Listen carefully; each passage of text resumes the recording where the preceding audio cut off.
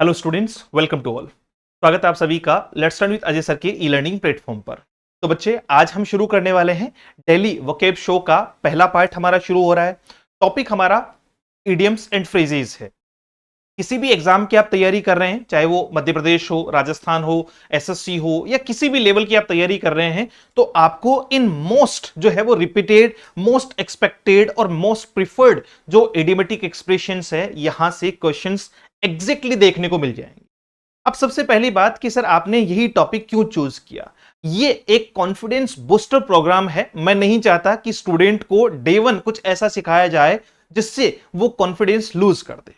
होता क्या है कि अगर मैं एडिमेटिक एक्सप्रेशंस करवा रहा हूं तो थोड़ा तो वो आसान है समझने में। दूसरा ये है कि जब आप 15 वर्ड देखोगे तो लगभग आपको अपने से मैच खाते हुए या सिमिलरिटी में मिलेंगे।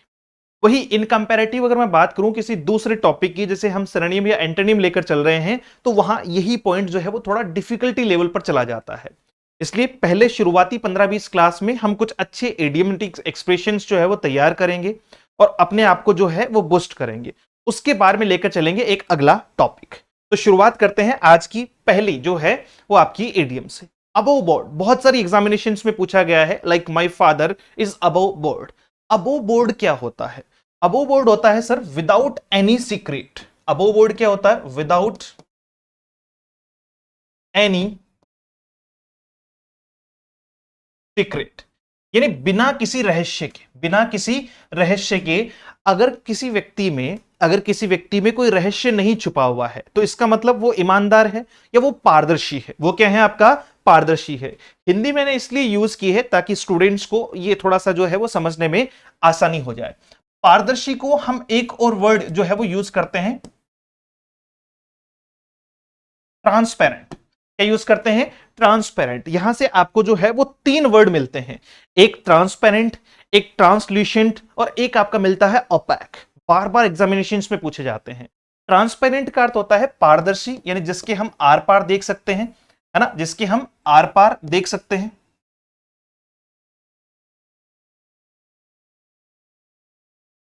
अगर मैं बात करूं ट्रांसल्यूसेंट, तो ट्रांसल्यूसेंट क्या होता है बच्चे? ट्रांसल्यूसेंट होता है अर्ध पारदर्शी। ट्रांसल्यूसेंट होता है अर्ध पारदर्शी, यानी इसका अर्थ यह है कि हम इसको जो है वो आधा, ये जो है वो पारदर्शी है। एक होता है ट्रांसपेरेंट, एक होता है ट्रांसल्यूसेंट और एक होता है आपका ओपैक। क्या होता है?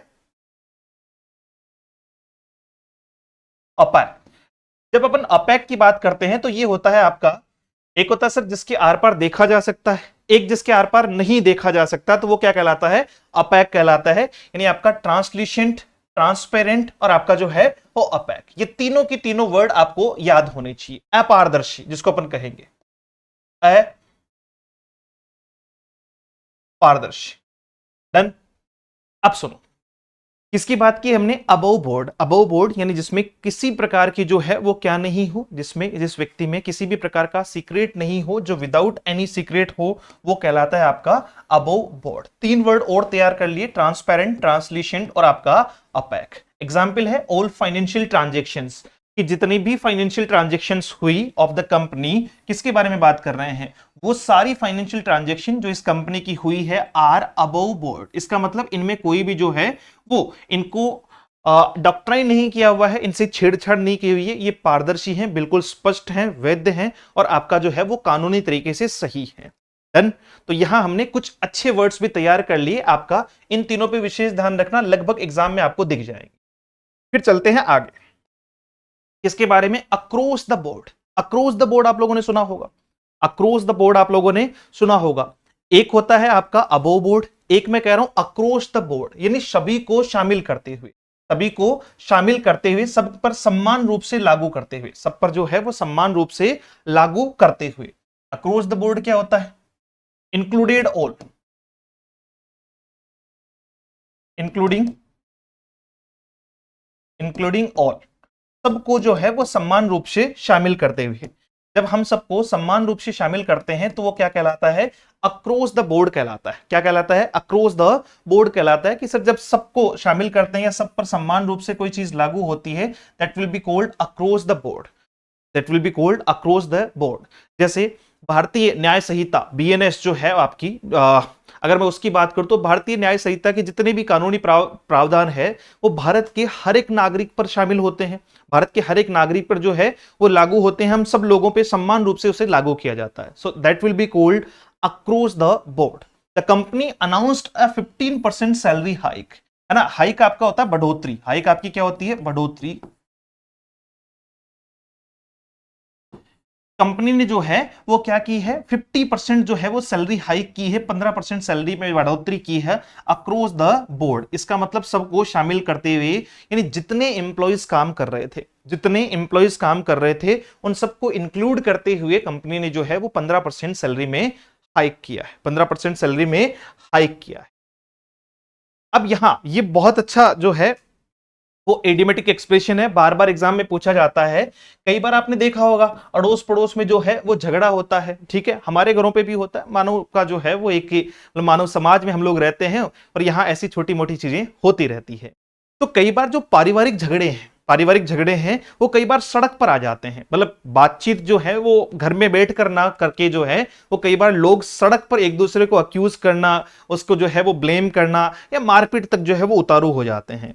तो आप किसी की जो डर्टी लॉन्ड्री है, मतलब थोड़ा सा इसको समझना, एयर, एयर मतलब हवा देना, मैं अपनी भाषा में समझा रहा हूं, एयर मतलब हवा देना। Once dirty laundry in public, किसी के गंदे जो है वो कपड़ों को पब्लिक में झड़काना। अब वही वाली बात है कि भैया किसी के गंदे कपड़े मतलब क्या करना है, निजी जो समस्याएं हैं उसको सार्वजनिक कर देना, निजी जो समस्या है उसको क्या कर देना, सार्वजनिक कर देना। Air one's dirty laundry in public, airs one's dirty laundry.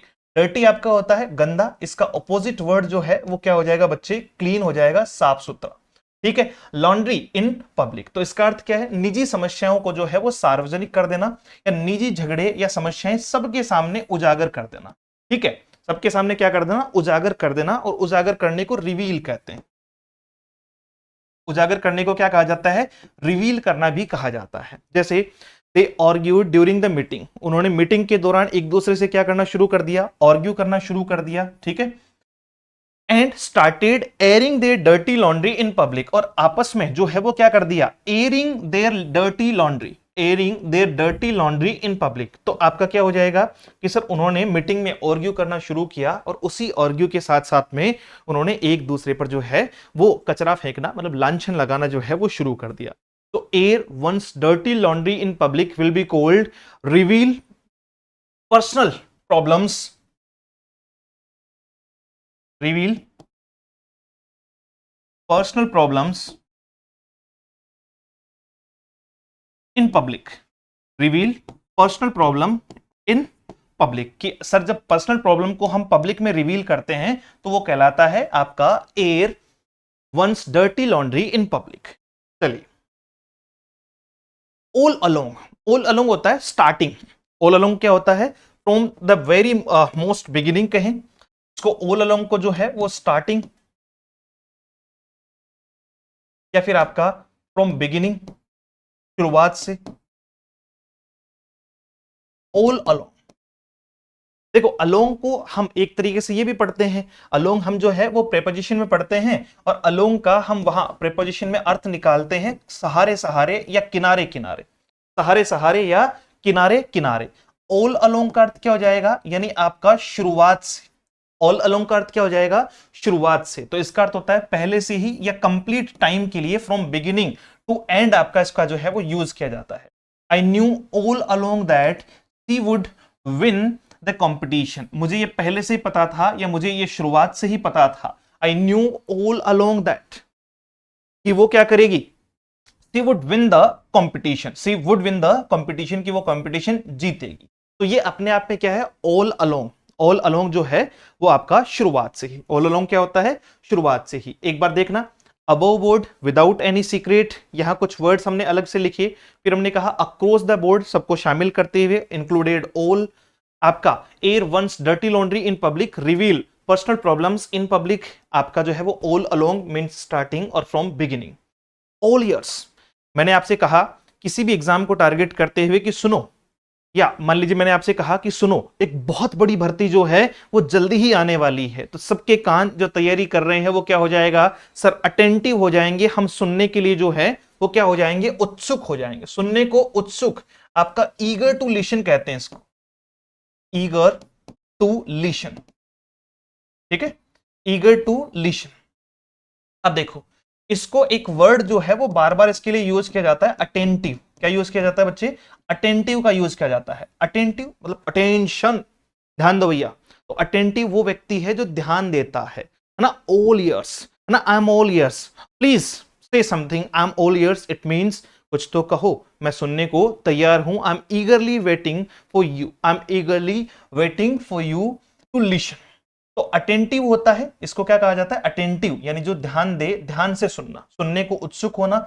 Eager to listen, eager to listen, सुनने को उत्सुक होना, ध्यान से सुनने के लिए तैयार होना। और इसका एक ऑपोजिट जो है वो आप देखेंगे बच्चे, deaf ear. Deaf ear, deaf मतलब बहरे को कहते हैं, डेफ किसको कहते हैं, बहरे को कहते हैं। और डेफ ईयर जो है वो क्या होता है आपका, इग्नोर्ड,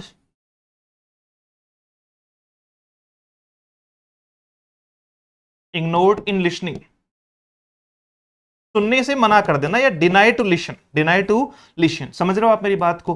जैसे मान लो कि कई बार जो है वो हम बच्चों को डांटते हैं, घर पे बच्चों को जो है वो डांट लगाते हैं, तो बच्चा क्या करता है सर, डेफ ईयर हो जाता है, सुनने के लिए बिल्कुल ही जो है वो उस बात को ध्यान ही नहीं देता कि क्या है और क्या नहीं है। तो इसे क्या कहा जाएगा, डेफ ईयर कहा जाएगा। तो एक एडियम पूछी जाती है, ये भी आपका इडियोमेटिक एक्सप्रेशन है। डेफ ईयर होता है आपका इग्नोर्ड इन लिसनिंग, सुनने से मना करना। सुनने से मना करने का मतलब क्या है कि ये भी अपने आप में, इसे क्या कहेंगे, ये भी ईडियम है आपका, डेफ ईयर मतलब ध्यान ना देना। इसका अर्थ क्या होता है, ध्यान ना देना, ध्यान ना देना, या अनदेखा कर देना। डेफ ईयर कि सर बस ध्यान ही नहीं दिया, उसने क्या बोला और क्या नहीं बोला। जब भी आपको कोई कहे कि आप ये प्रयास क्यों कर रहे हैं, आप पता नहीं सफल होंगे कि नहीं होंगे, so you must be deaf ear on that point. क्यों, क्योंकि चार लोग, ये चार लोगों का काम ही कहना है, और इन चार लोगों की बिल्कुल नहीं सुननी है, क्योंकि यही वो चार लोग हैं जो आपको जीवन में आगे बढ़ने से सबसे पहले रोकने के लिए जो है वो खड़े रहते हैं, तैयार रहते हैं। इसलिए आपको इनके प्रति क्या बन जाना है, डेफ ईयर बन जाना है। अटेंटिव तो रहना ही नहीं है, अटेंटिव पॉजिटिव वे में रहना है। तो चलिए, when she mentioned a surprise I was all years, जब उसने सरप्राइज मेंशन किया कि मैं कुछ सरप्राइज दूंगी, तो मैंने बहुत ध्यान से सुना, I was all years, I was all years. तो दोनों बातें समझ में आ गई, ऑल ईयर्स और आपका डेफ ईयर। अब सुनो, ऑल थम्स, ऑल थम्स मतलब हर चीज में, अपनी भाषा में हर चीज में अंगूठा छाप, हर चीज में अंगूठा छाप। तो अंगूठा छाप मतलब बहुत अनाड़ी है साहब, है ना, किसी भी काम को जो है वो सही ढंग से नहीं कर पाता है, किसी भी काम को सही ढंग से नहीं कर पाता है, बहुत अनाड़ी, किसी काम में हाथ पैर का सही इस्तेमाल ना कर पाना, हाथ पैर का सही इस्तेमाल ना कर पाना। तो ऑल थम्स किसे कहते हैं, हु इज लाइक कि जिसको नॉलेज ना हो, जिसको क्या हो, नॉलेज ना हो, जो चीजों को सही तरीके से काम में ना ले पाए, अनाड़ी तरीके से जो है वो बिहेव करता हो। Don't ask me to fix the machine, मुझे जो है वो मशीन फिक्स करने के लिए मत पूछो।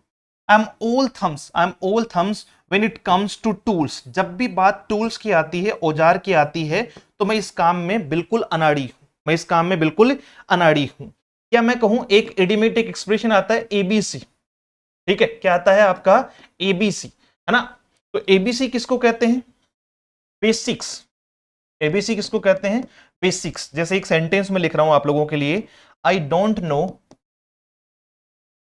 I don't know the ABC of English. तो ये कहने का अर्थ क्या है कि मुझे तो इंग्लिश की एबीसी भी नहीं पता, मुझे तो इंग्लिश की एबीसी भी नहीं पता। It means I don't know, I don't know the basics of English, I don't know the basics of English. तो अनाड़ी होना मतलब एक तरीके से बेसिक्स जो है वो उसका नॉलेज ना होना। एबीसी भी इसके लिए एक प्रिफर्ड जो है वो इडियोमेटिक एक्सप्रेशन है। बहुत अनाड़ी होना, who don't know about anything, जिसको किसी भी चीज के बारे में ना पता हो, अबाउट एनीथिंग, ठीक है। तो वो होता है ओवल थम्स। वो क्या होता है? ओवल थम्स, मतलब अंगूठा छाप हमारी भाषा में। फिर बात आती है N arm and a leg. अगर आपको खरीदनी है रेंज रोवर, ठीक है, तो सर ये तो ठीक है, कोई दिक्कत नहीं है। अगर आपको डिफेंडर खरीदनी है कोई दिक्कत नहीं है, लेकिन मैं आपको कहूं कि आपको बुगाती खरीदनी है तो दिक्कत है ना, कि सर वहां तो जमीन बेचने से भी फिलहाल तो काम चलेगा नहीं, क्योंकि ये बहुत महंगी है। It will cost you, it will cost you an arm and a leg. मतलब अपनी भाषा में कि साहब मुझे जो है वो हाथ पैर दोनों देने पड़े, मतलब पूरा पूरा का पूरा जो है वो कोस्ट उसकी जो है वो बियर करना। N arm and a leg will be cold, बहुत महंगा, मतलब बहुत ज्यादा जो है वो very costly, very costly. Costly का एक सिनोनिम होता है, कॉस्टली का एक सिनोनिम होता है जिसको हम एक्सपेंसिव कहते हैं। तो हम क्या कहते हैं बच्चे? एक्सपेंसिव कहते हैं, महंगा। इसी को डियर भी कहा जाता है। डियर का अर्थ भी क्या होता है? महंगा होता है। ये डियर प्रिय के लिए भी यूज करते हैं, ये डियर भालू के लिए भी यूज करते हैं। जैसे एक डियर होता है आपका प्रिय, एक डियर होता है आपका भालू, ठीक है, और एक आपका होता है डियर महंगा। अब देखो इसका रीजन क्या है। अगर डियर आपका एडजेक्टिव है, अगर आपका डियर एडजेक्टिव है तो इसका अर्थ क्या होगा? तो इसका अर्थ होगा महंगा, एक्सपेंसिव जिसको अपन कहते हैं। एडजेक्टिव बनता है तब तो इसको महंगा डियर को कह देते हैं। अदरवाइज अगर ये नाउन है तो इसको जो है वो क्या कहा जाता है?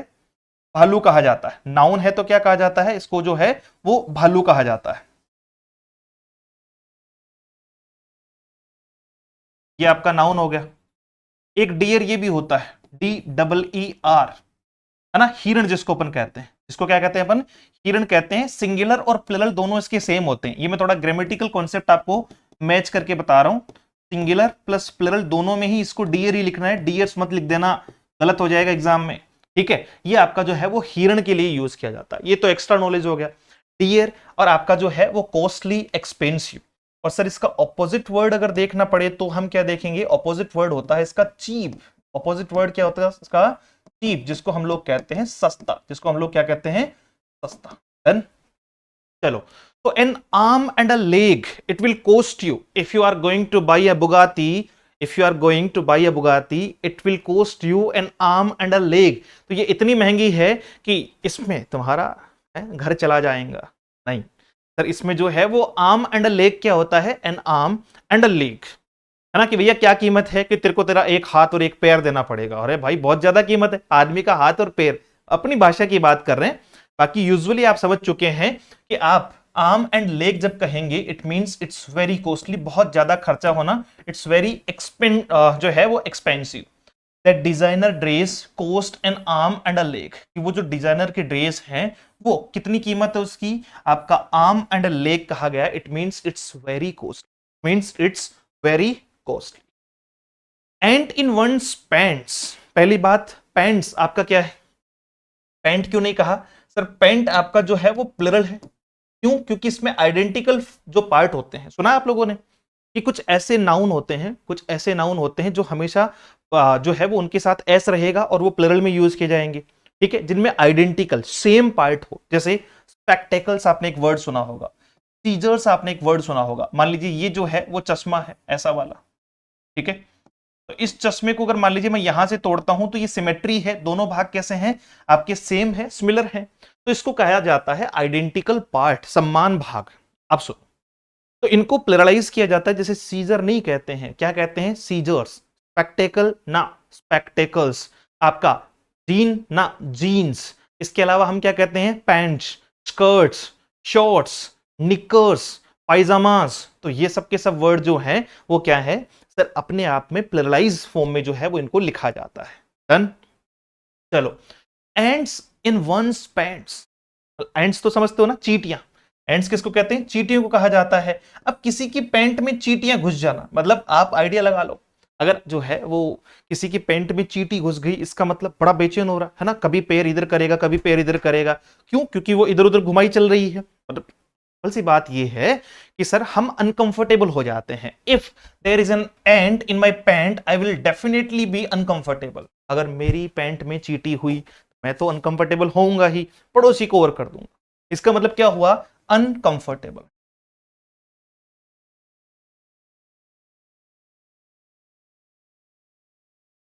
अनकंफर्टेबल सिचुएशन, अनकंफर्टेबल सिचुएशन मतलब एक ऐसी अवस्था जिसमें आप जो है वो अनकंफर्टेबल फील कर रहे हो, that will be called ants in one's pants. Meaning है चिंता या उत्साह में कूदना या आपका जो है वो फांदना। ठीक है, अब सुनो। He couldn't sit still before his performance. He had ants in his pants. ठीक है, वो देखो वो बैठ नहीं पाया, मतलब एक तरीके से जो है वो बेचैन होना, उत्सुक होना। क्यों नहीं हुआ, वो बैठ क्यों नहीं पाया? जैसे आपको मान लो कई बार आपने जो है एक होता है मैडन स्पीच।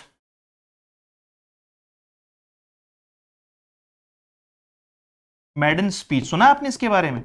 मैडन स्पीच होता है आपका फर्स्ट, ये भी अपन आगे भी पढ़ेंगे इसको, इडियम को। फर्स्ट स्पीच, पहला जो है वो भाषण आपका, मैडन स्पीच।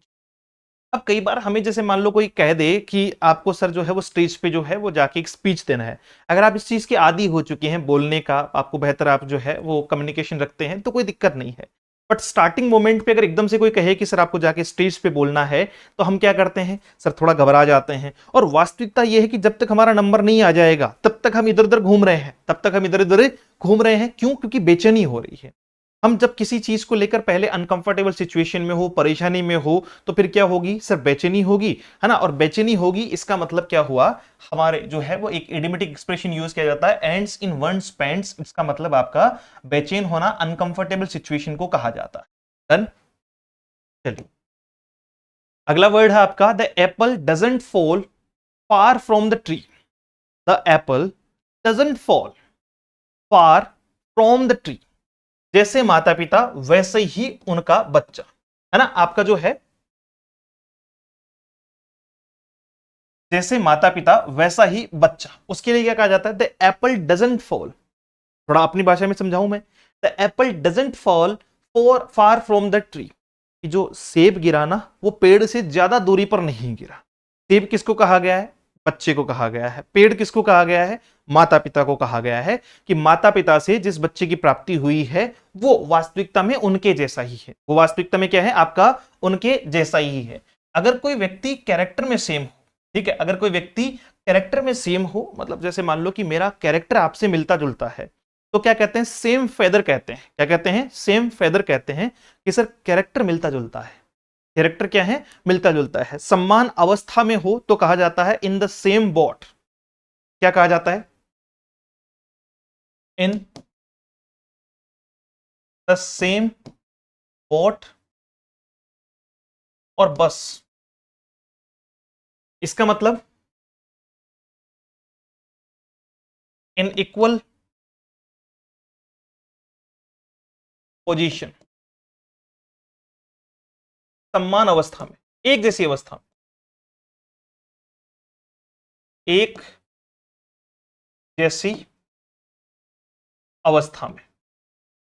अगर कोई व्यक्ति एक जैसी अवस्था में है, मान लो मेरी और आपकी अवस्था एक ही जैसी है, तो मैं क्या कहूंगा, we are in the same boat. We are in the same boat, है ना। यूजुअली बस का प्रयोग कम किया जाता है, आपका जो है वो क्या कहा जाता है, we are in the same boat. इसका मतलब हम दोनों समान अवस्था में है, इन इक्वल पोजीशन, इन आपका जो है वो समान अवस्था। Done.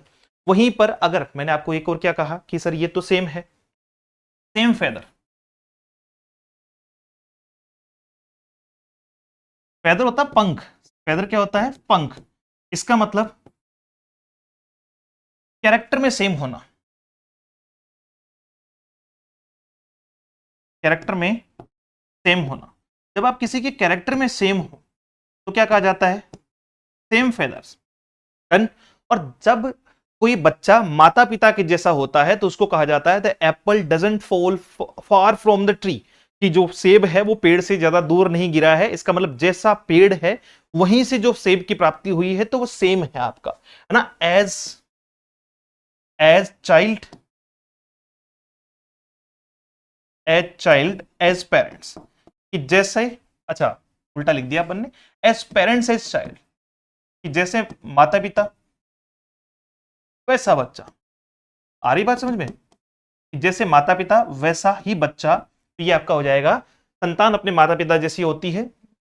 Just like his mother, just like his mother he is a brilliant painter. यानी वो अपनी मां की तरह ही क्या है, एक ब्रिलियंट पेंटर है। Truly the Apple doesn't fall for from the tree, वास्तविकता में जो है वो सेब ज्यादा दूरी पर नहीं गिरा है, इसका मतलब सेम ही है। Apple of one's eye, apple of one's eye. एक होता है apple of discord, apple of discord. मैं अलग अलग भी लिख रहा हूं, देख रहे हो आप, साथ साथ में ये भी लिखना है। एप्पल ऑफ डिस्कॉर्ड होता है आपका, देखो एप्पल ऑफ डिस्कॉर्ड होता है झगड़े का कारण, झगड़े का कारण। एप्पल ऑफ डिस्कॉर्ड क्या होता है? झगड़े का कारण, आपका reason of quarrel, reason of quarrel. अब सुनो, ये तो होता है एप्पल ऑफ डिस्कॉर्ड। जैसे मान लो कि एक सीमा है, मतलब एक जो है वो आपकी क्या बना रखी है, सीमा रेखा बना रखी है, उस पे दो देश दावा कर रहे हैं, उस पे दो देश जैसे चाइना और भारत जो है वो दावा करते हैं तिब्बत पे, ठीक है, तो वो क्या है? एप्पल ऑफ डिस्कॉर्ड है। वो क्या है? एप्पल ऑफ डिस्कॉर्ड है। दो स्टेट एक दूसरे से मिलते जुलते हैं, जैसे राजस्थान और मध्य प्रदेश की सीमा लगती है किसी गांव पे या किसी जगह पे। हम कह रहे हैं, मतलब राजस्थान से जो है वो कह रहे हैं कि साहब सरकार कह रही है हमारी है, और मध्य प्रदेश सरकार कह रही है कि साहब हमारी है। So it's an apple of Discord, झगड़े का कारण, झगड़े का कारण। आपका पॉइंट या point of quarrel, point of quarrel. अब सुनो, एप्पल ऑफ वंस आई, तुम तो मेरी आंख के तारे हो, तुम तो मेरी आंख के तारे हो। दादी मां कहती है ना कि तुम तो मेरी आंख के तारे हो, इट मींस तुम मुझे अत्यंत प्रिय हो। वेरी, आपका जो है वो बहुत ज्यादा प्रिय होना, मतलब आपका जो है वो लविंग होना, वेरी लविंग, वेरी लविंग, बहुत प्रिय, ठीक है। मीनिंग इन हिंदी बहुत प्यारा, या प्रिय व्यक्ति को कहा जाता है apple of one's eye. His little daughter, his little daughter, उसकी जो छोटी बेटी है, is the apple of his eye, वो उसकी आंखों का जो है वो क्या है? तारा है। मतलब एक तरीके से उसको बहुत प्रिय है, उसको जो है वो बहुत प्रिय है। तो ये फिलहाल आज के लिए जो है वो 10 वर्ड, धीरे धीरे चलेंगे ना चीजों को लेकर, तो इस सेशन में, बाकी फिर जो है वो नेक्स्ट सेशन में भी हम लोग जो है वो देखते हुए चलेंगे। अगर आप किसी भी एग्जाम की तैयारी कर रहे हैं तो ये आपके लिए बहुत बेनिफिशियल होने वाला है। आपको चाहिए कि सर किसी भी टाइप के एग्जाम का, चाहे वो एमपी हो, आरपीएससी हो, आपका जो है वो एमजीजीएस हो, राजस्थान की एग्जाम्स है, आपका जो है वो ग्रेड की एग्जाम्स है, या फिर बाकी एग्जाम्स, उनसे रिलेटेड कोर्स अगर आपको चाहिए तो आप एप्लीकेशन डाउनलोड कर सकते हैं let's learn with Ajay sir के नाम से। या कोई भी इंक्वायरी, किसी भी टाइप की बुक आपको, ग्रामर स्पेशल की या आपकी जो है वो वोकैब स्पेशल की, जो भी बुक्स वगैरह हो, तो इस पर आप क्वेरी ले सकते हैं कि सर वो बुक कैसे मिलेगी और कब तक वो लॉन्च हो रही है। तो ये सारी जानकारी आपको इस हेल्पलाइन नंबर 74109286 और 96 पर मिल जाएगी। Thank you so much, have a great day, see you soon in the next session. जय हिंद।